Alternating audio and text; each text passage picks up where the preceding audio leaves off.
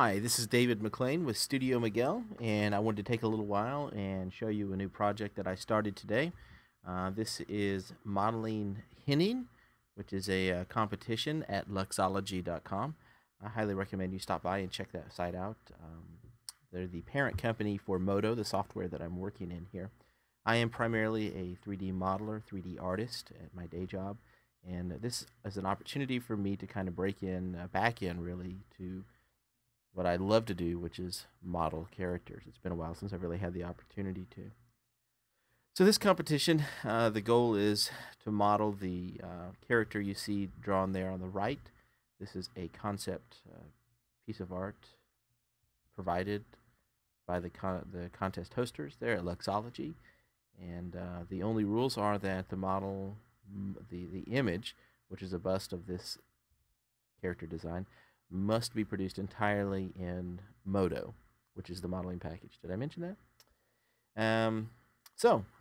Now I kind of skipped a step. I don't know if you noticed at the very beginning, it's very brief, just a generic head. And rather than build this from the ground up, I decided to load in one of Modo's default character human heads.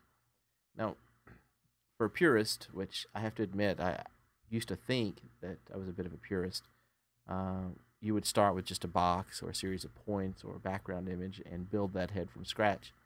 Personally, I don't really find satisfaction in reinventing the wheel, so I like the idea of starting from something that has already been put together, has rock solid topology, and really gives me the right foundation that I need. So, but the trick for doing that is that you have to think in terms of the big moves. Like a lot of times with a 3D model, what artists will do is they'll start off and get detailed really fast. But like with a painting or drawing, a real-life sculpture, anything creative, you really have to think in terms of the big picture, the large parts, the large pieces. In this case here, starting off with that generic human head, looking at the concept art, obviously the first thing that you saw me do was pull the forehead straight up into the air, pull the chin out, and start creating some angles. Now at this point, I'm starting to get happy with the overall shape and the silhouette, which I think approximates what the concept artist drew. So I start adding a little bit of detail, like in this case, a couple of teeth jutting out of that lower lip. And the primary tools that I'm using to this point are painting tools. Modo has an excellent set of tools that allow you to sculpt, to push and pull vertices and polygons in such a way that you don't have to think in terms of individual objects, which, if you're a 3D artist, you'll know, grabbing vertices and grabbing polygons and pulling them around, extending edges, slicing is the traditional way of modeling things. But to be able to sculpt and to move things around organically is so incredibly powerful.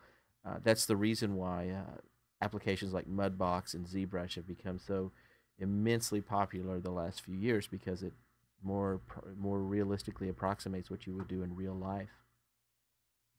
So the tools you'll see me using primarily, like I said, are these sculpt tools. The push brush in Modo, inflate some, and a lot of the move brush in the sculpt palette. Here I'm sculpting the ear and the lower lip. I'm just using the push brush, which is an excellent brush. You can set how far you want to move your geometry with the stroke, and with the push of a button, the control key, I think, it'll invert that. Instead of pulling the geometry out or inflating it, it'll push it in. Now, one of the things I really struggled with on this particular model, and this is just a start, was the shape of that head. In the concept art, it has this terrific tapering cylinder thing going on, almost some flat areas kind of sculpted into it, and push and pull the model as I might, I just never could really get happy with that. So you'll see me adjust that a lot. Now, one of the things that helps me is to kind of see what the hairline's doing. So that's the reason why I went in and selected some polygons and created a rough form of the hair. At this point, you see me kind of preparing the cloak. Now again, starting with very basic shapes. You saw that just started as a cube. It was subpatched and then subdivided. And then from there, I start extending that collar out. And I try to keep it very simple and very broad, just moving things around. There's always time later to go back and add detail in, but generally, once you put detail into a model, it's really tough to change that and move that around. One of the things you don't see in this video is the iterations. I typically will save, I'll copy a layer and continue sculpting. That way, if I need to go back, if I have added too much detail, then it's not the end of the world. So again, I'm creating the bat tie thing that goes across the neck, and I just start that off with the box. And this is the more traditional way of modeling that a lot of 3D modelers are used to. You start off with a basic shape, and you slice and cut that, pushing the vertices and the polygons around until you have pretty much the shape that you want. Then you can, beauty of Modo, you can then subpatch that, subdivide it, and start adding a little bit of sculpt to it. It's just, again, fantastic for getting organic shapes, you know, to get off that mechanical feel without adding a ton of geometry. Really nice way to do those things. So this was, I think this is about an hour and a half of modeling, and compressed down to about 10 minutes. So it doesn't have to be painful or time-consuming.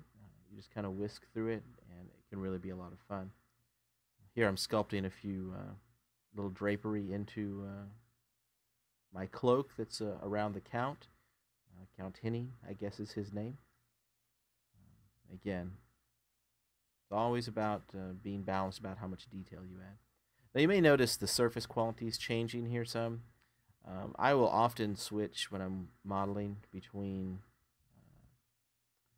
standard diffuse, which shows your color and your surface qualities, reflection, which you see popping up right there, and also a gooch tone shading. Now, the traditional diffuse layer tends to be a little dark. It's hard to see your geometry. Reflection is nice because it shows you just what the surface is, how the flow is going. But I really love to model with gooch tone shading because it allows me to see the flow of my polygons, where those things are going. And the way it works is it assigns false colors that are set at a certain brightness so that the atmospherics in the scene don't affect it as much. So I've got the head model generally where I want it, and at this point I'm added a sphere for the eyeball. And then I'm going to go in and start tweaking around that eyeball, that lid, so that it matches that sphere more appropriately. A little more work there on the cape to try to add some a little bit of a dynamic look. At this point, I'm adding a morph map. You'll notice in the concept art that he's got a brow up, and a squinty eye. I want to keep my my base geometry, which is a neutral pose, and to do that, I'll add a morph map, which simply means that I can distort the geometry but still keep that base pose, and that's adjustable. Like you'll see here in just a second that I'm kind of testing that. It goes back and forth, back and forth, back and forth. It's a really powerful tool for 3D artists. It prevents them from having to do something they can't go back from. So this is my my first stab here at the Henning model. You can continue to follow my progress at luxology.com and the forums. I'm posting there as Studio Miguel. Please, if you like my work, feel free to comment, follow more of it at my website or my blog. Thanks a lot.